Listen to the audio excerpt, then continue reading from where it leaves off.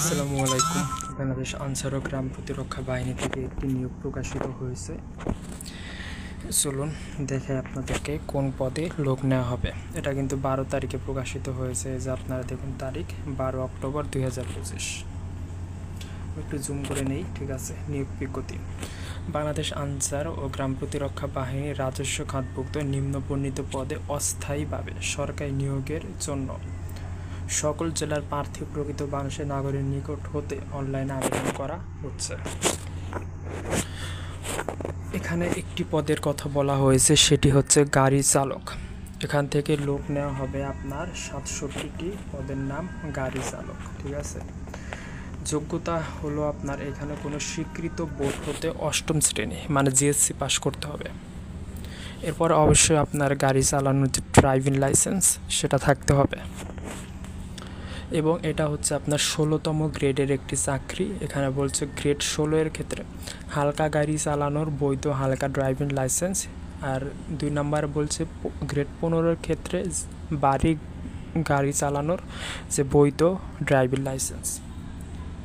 3 নম্বর বলছে যারা অভিজ্ঞ রয়েছেন তাদেরকে অগ্রাধিকার দেওয়া হবে।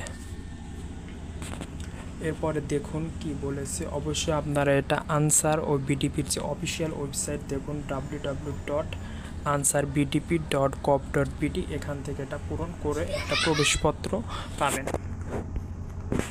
উক্ত লিঙ্কটি আপনার 14/10/25 থেকে 3/11/25 পর্যন্ত সক্রিয় থাকবে, মানে 14 তারিখ কাল থেকে আপনারা অ্যাপ্লাই করতে পারবেন, এবং অ্যাপ্লাইটা শেষ হবে 3 তারিখে। এখানে বলছে অনলাইনে রেজিস্ট্রেশনকালীন আপনারা যে অ্যাপ্লাই করবেন সেটার একটা ফি 100 টাকা দিতে হবে। সেটা আপনার আবেদন পোর্টালে প্রদর্শিত মানি ট্রান্সফার যে পদ্ধতি রয়েছে সেখানে আপনারা দিতে পারবেন। যখন অ্যাপ্লাই করতে যাবেন তখন আপনারা দেখতে পারবেন।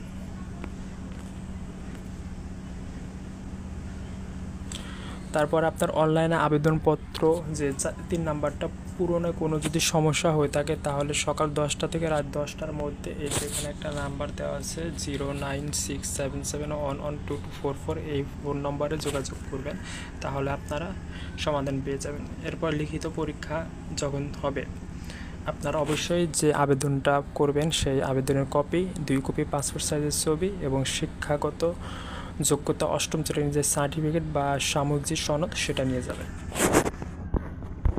এরপরে আপনার লাগবে কি আপনার চেয়ারম্যান পৌরসভা বা কাউন্সিলর থেকে নাগরিকত্ব সনদ, এরপর যদি মুক্তিযোদ্ধা হয় তাদের সেই সনদটা। এরপরে শারীরিক প্রতিবন্ধী তৃতীয় লিঙ্গের ক্ষেত্রে কোটার উপযুক্ত যে প্রমাণ সেটা দেখাতে হবে। এখানে বলছে আপনার জাতীয় পরিচয়পত্র বা স্মার্ট কার্ডের সত্যায়িত ফটোকপি, গাড়ি চালানোর অভিজ্ঞতার সনদপত্র, এটা কিন্তু প্রযোজ্য ক্ষেত্রে। এরপরে যারা সরকারি আধা সরকারি স্বায়ত্তশাসিত যেখানে আপনার চাকরি করেন না কেন সেখান থেকে একটা ছাড়পত্র নিয়ে আসতে হবে। এরপর প্রার্থীর বয়স এখানে বলছে 18 থেকে 32 বছর, তো সর্বনিম্ন 18 সর্বোচ্চ 32। তো এটা একটু আপনারা পড়ে নেবেন, আমি ভিডিওটা বেশি লং করব না। আবেদনের শেষ তারিখ 3 তারিখে এটা বলে দিই। তো এই ছিল আজকের ভিডিওটি। আমি সার্কুলারটা আপনাদেরকে ডেসক্রিপশন বক্সে বা পিন কমেন্টে দিয়ে দিব। ধন্যবাদ সবাইকে ভিডিওটি কন্টিনিউ করার